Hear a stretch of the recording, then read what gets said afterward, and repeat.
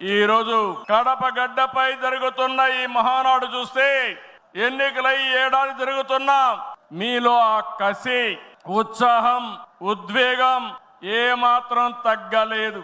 నేను చాలా మహానాడు చూశాను.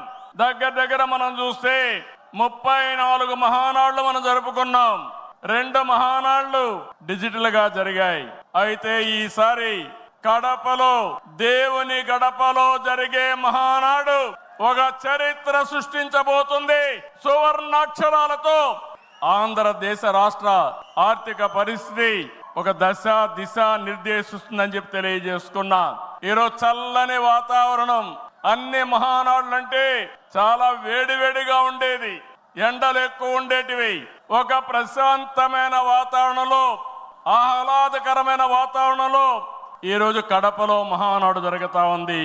ఉమ్మడి కడప జిల్లాలో 10 స్థానాలకు గాను 7 స్థానాలు గెలిచాం.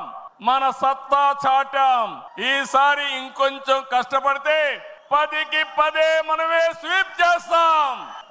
రాయలసీమ ప్రజలు అద్భుత చైతన్యంతో ఈసారి ఇచ్చిన తీర్పును గౌరవిస్తూ వారికి ధన్యవాదాలు తెలపడానికి కడపలో మహానాడు పెట్టాలని నిర్ణయించాం.